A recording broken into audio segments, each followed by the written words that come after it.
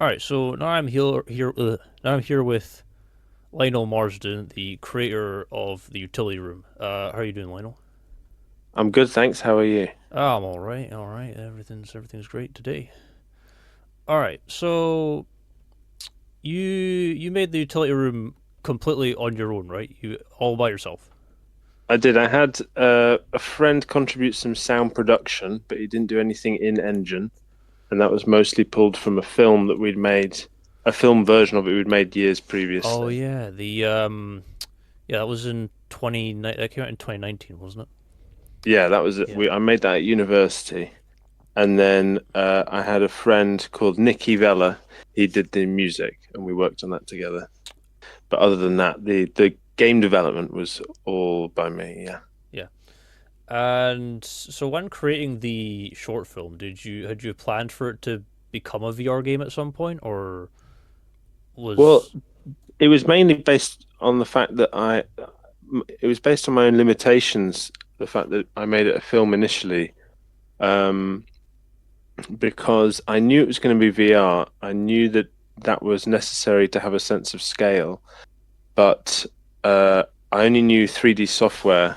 I only knew Cinema 4D, which is a type of animation and rendering software, and um, that was limited in that it could only generate monoscopic video. So that was 360 view like VR, but you don't get each eye. And you need both eyes to get a sense of depth. And so when I finished that initial film, um, it didn't have the impact I wanted it to. I didn't have this presence that I wanted to convey with the utility room idea. So I parked it kind of disappointed with what I'd made, or partially anyway, because I liked the world that I'd created. yeah, But I revisited it when I worked up the courage to learn Unreal Engine, basically, and that allowed me to. That kind of snowballed into the game, which I think embodied that the idea more fully. yeah, I'd absolutely agree with you there. It was definitely yeah, definitely did embody more of the scope of the world, is what it felt like. Um, so you didn't have much experience developing VR before uh making the utility room, but had you played much VR before? I had, well, I did a film production course because I wanted to do kind of art film. But I'd always loved video games growing up. Yeah, And I think in what happened basically was in lockdown following university, no one could make any films. Uh, so, stuck inside, I kind of revisited a hobby from my teens, which was 3D animation. And I started to make 3D films. And then I got into Unreal Engine when um, basically it was the logical next step after doing film and 3D animation that you would have kind of that I would experiment with real time 3D software. I mean, Unreal Engine isn't necessarily a games engine, it's just where things happen in a space over time yeah, in a simulated environment. And it just made sense then to revisit the utility room. And so when I started tinkering around and experimenting with some of the scenes from the film, I got really into it. I just got obsessed with Unreal Engine.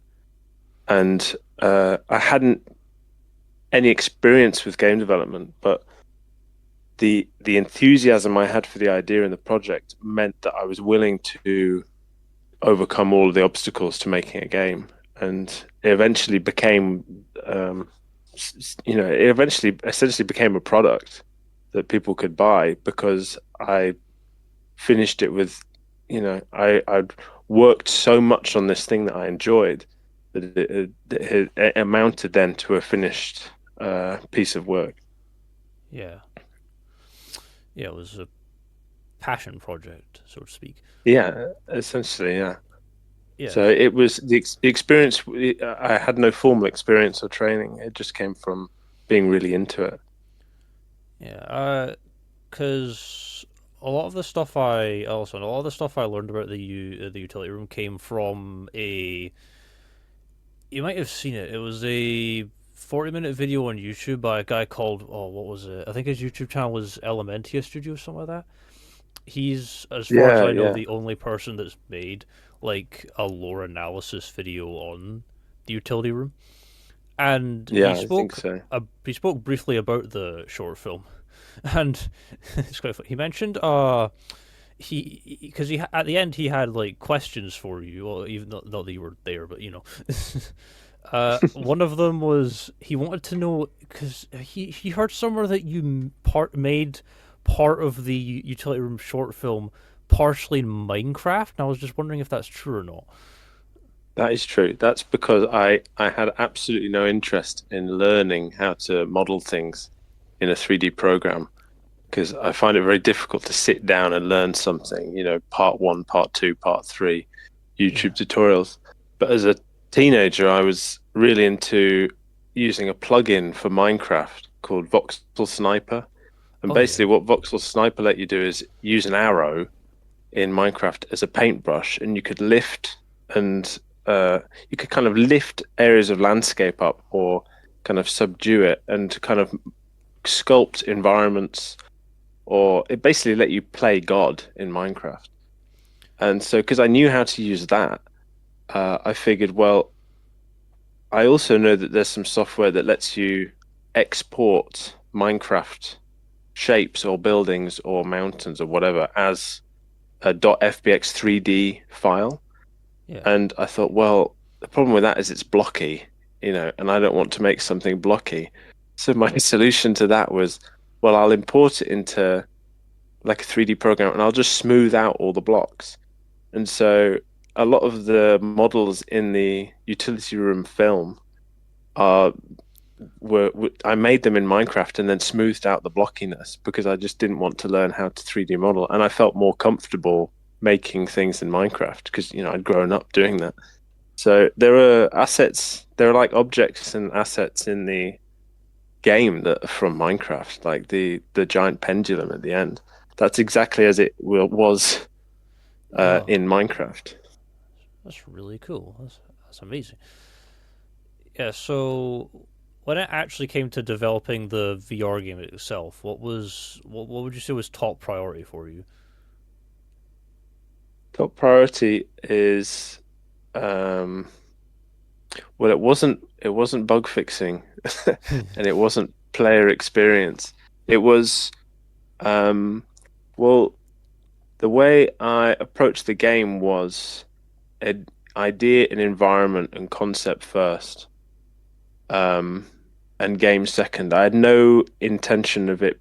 I was in no way thinking of it as a video game. I was Yeah. thinking of it as a real world that actually exists. In my mind, this was a very real place. And so I felt that I had to honor that as much as I possibly could. And I think everyone, when they're making something, has a kind of intuitive sense of what something should look like or feel like. And so my number one priority was basically iterate on the idea and continue to chip away at it until it felt absolutely right for what it was meant to be.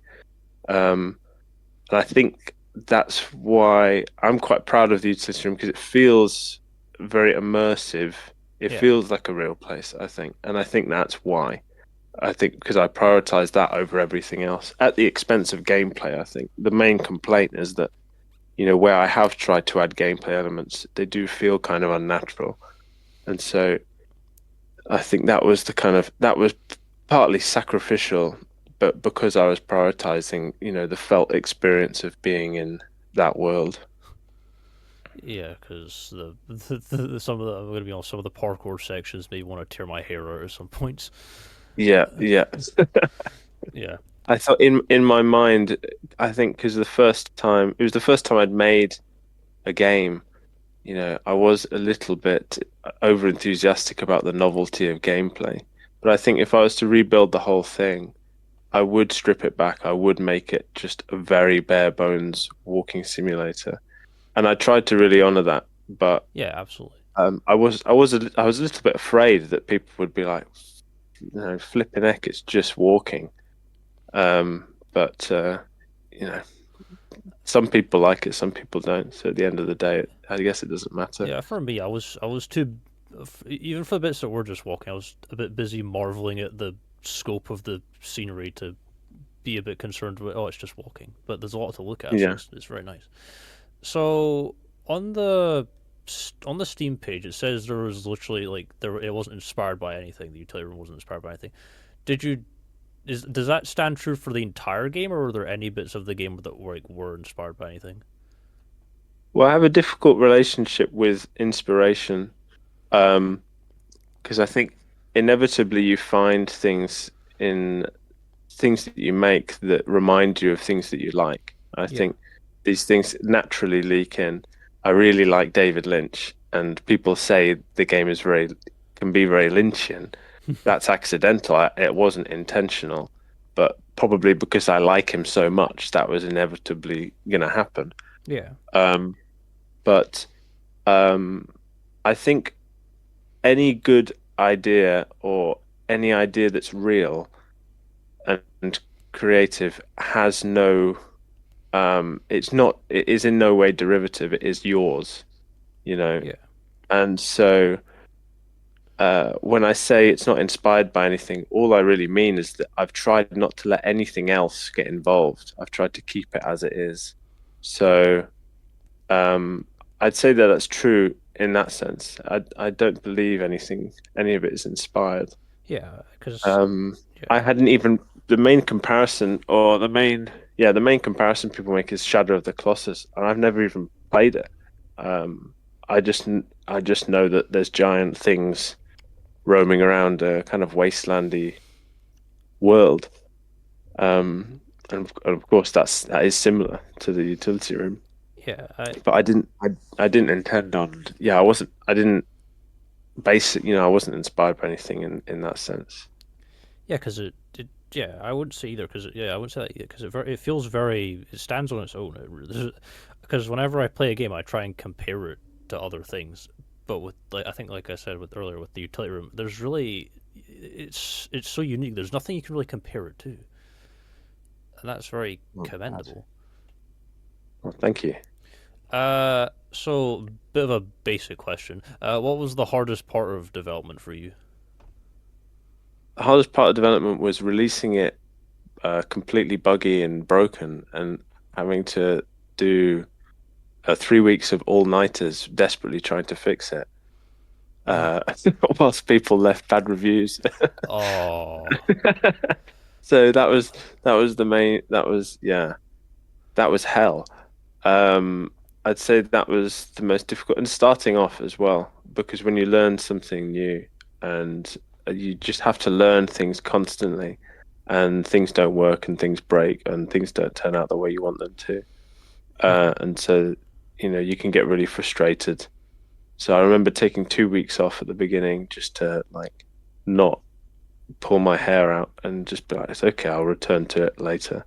But I think once I got into the rhythm of it, it was all. I just really enjoyed the whole thing. I just really enjoyed making it. yeah.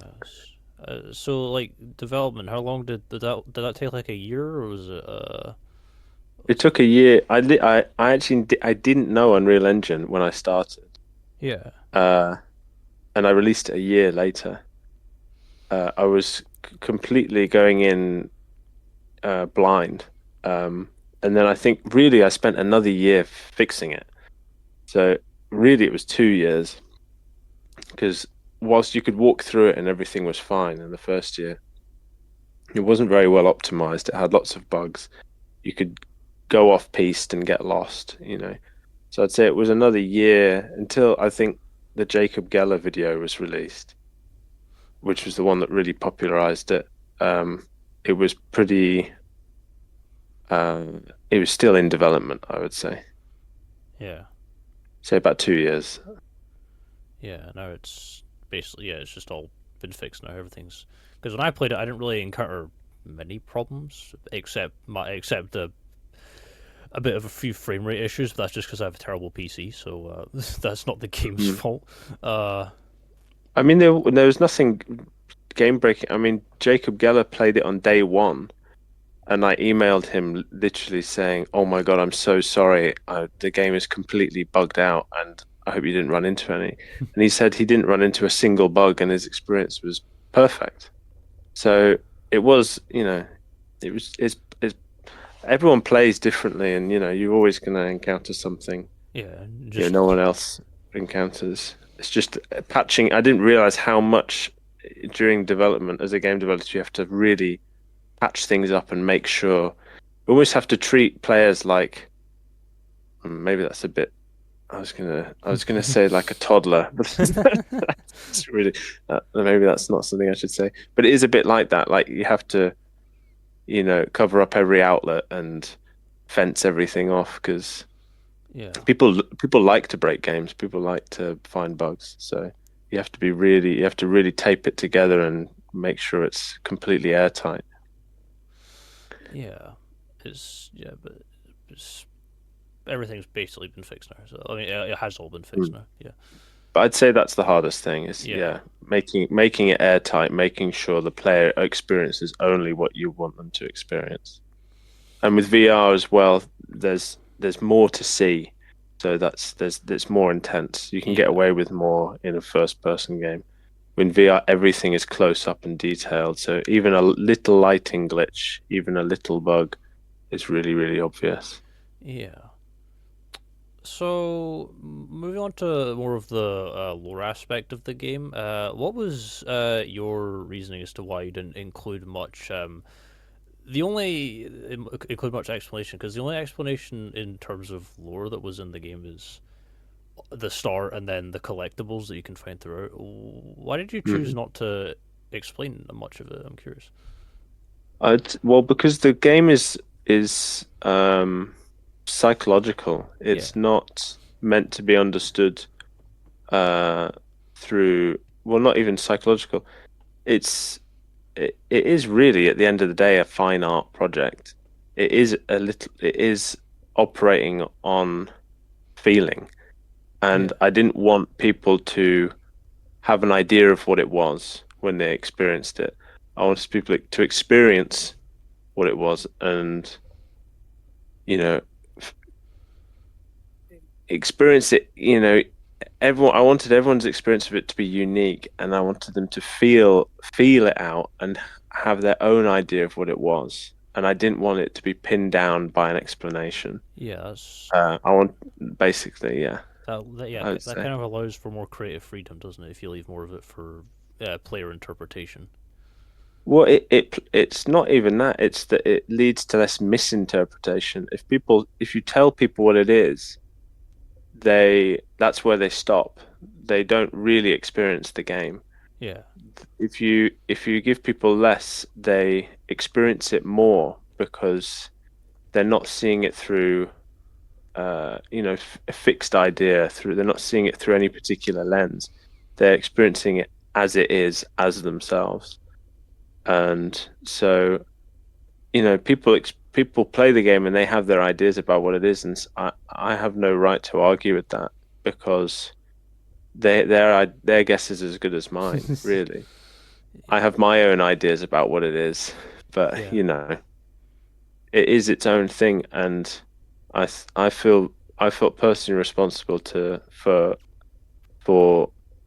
uh making it, but not necessarily understanding it.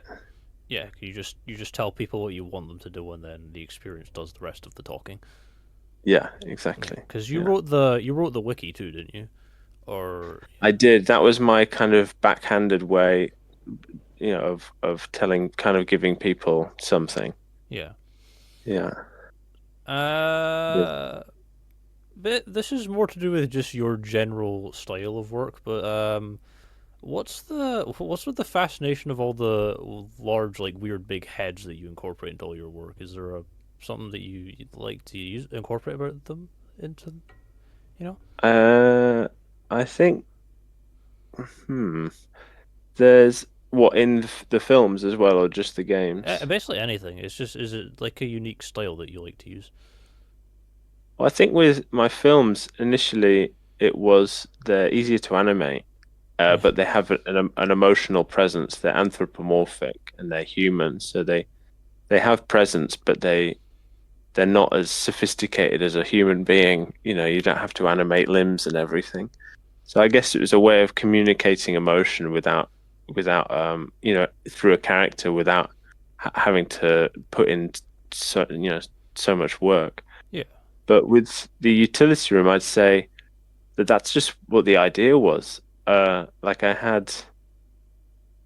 I just had this insane vision laying in bed one day of a giant Easter Island head like hovering through a giant valley. And I yeah, thought, well, that's really curious and strange. Why have I just seen that? Um, and I have my own ideas about why that is, and why it's a Moai head from Easter Island. You know, I have no particular affinity with Easter Island or Easter Island heads. My best guess is that kind of archetypally they represent cosmic mystery. You know, you yeah, had Westerners arrive on Easter Island in a boat and they found no people, no trees, and just like 1,000 stone heads. You know, it's probably the strangest thing that a human has ever experienced on this planet is being in the middle of the Pacific Ocean and arriving on a island with just stone heads on it.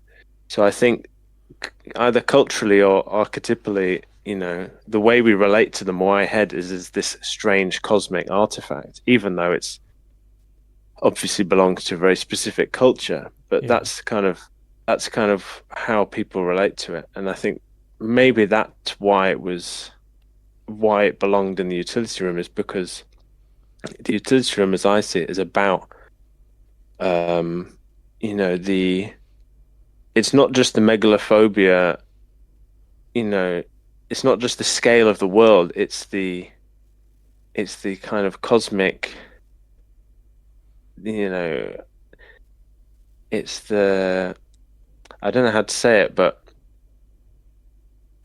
you hmm that's just kind there's a of like, kind of the scale of the mystery of existence, I would say. yeah, The kind of madness of it.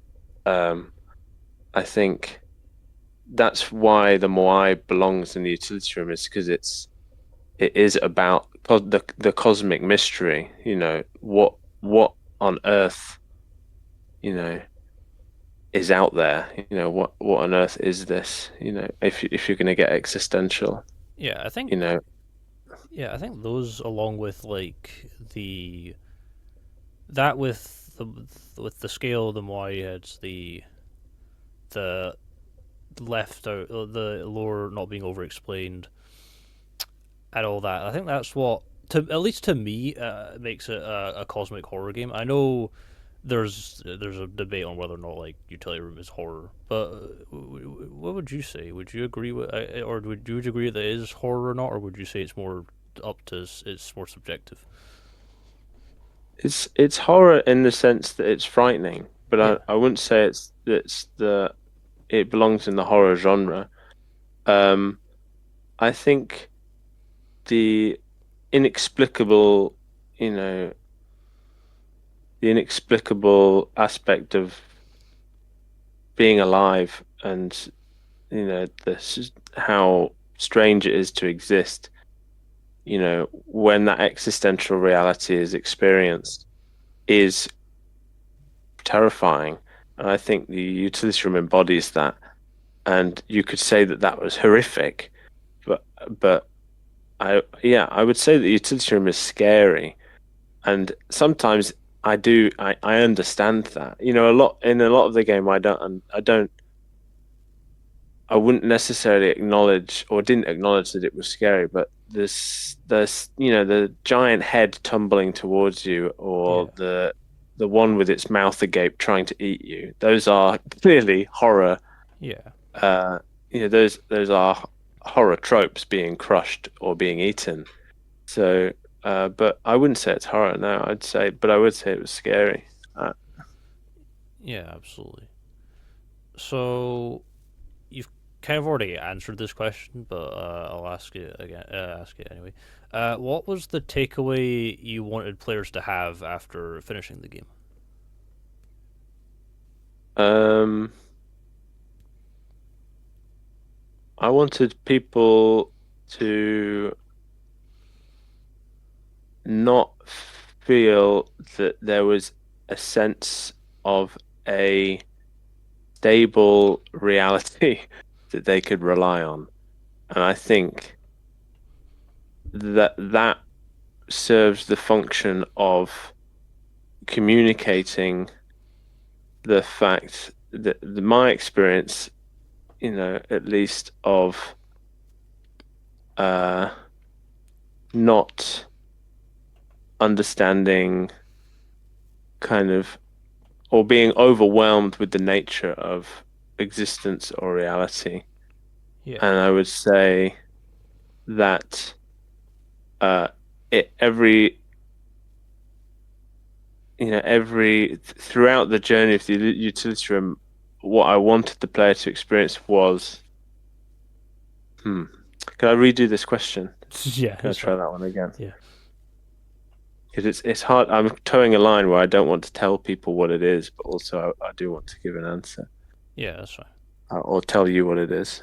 Yeah. Can you ask the question again? What was the takeaway you wanted players to have after finishing the game? What was the takeaway? Um,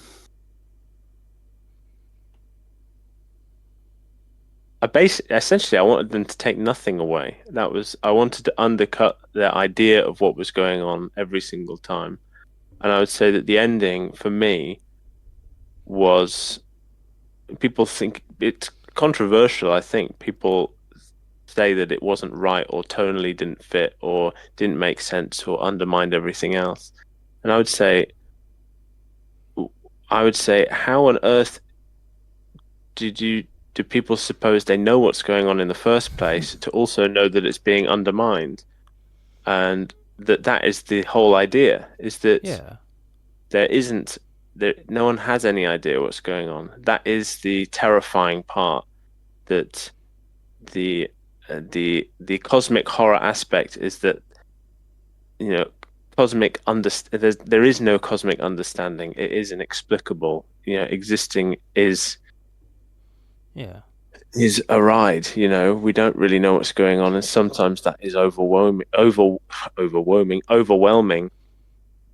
And so the takeaway really is I wanted to connect with people about on that level. I wanted others to communicate that, and I wanted people to feel seen. I wanted people to see that I understood that, and that the game embodies that, and um, I guess in a sense that's okay.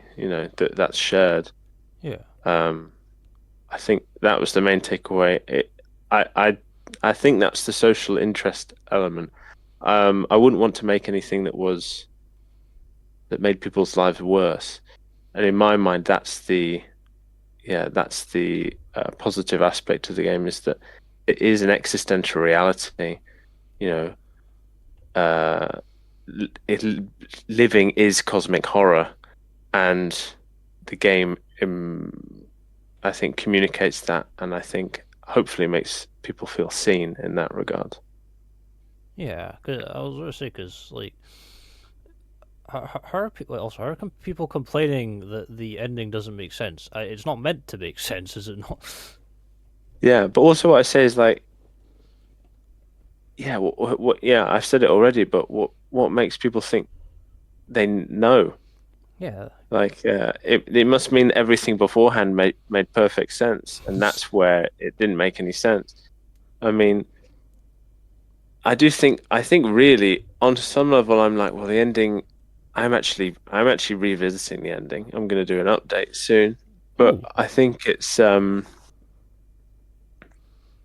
it could have been handled a little bit better. It doesn't really initiate people into that. It does feel like it's a throwaway, but at the same time, it's absolutely essential to the game yeah, because uh, it is that final undercutting right where you think that you understand. Oh, I guess this is a world inhabited by giant heads. I understand it. It it's you're shown something that undermines even that, and you're left at the end of the game not understanding really anything. Um, Yeah. but that's that is to communicate a feeling rather than to just be on a line of like I'm going to take away everything I give to the player. It's more the experience, the associated feeling of understanding. That's what's being um challenged by the narrative of the game, not necessarily the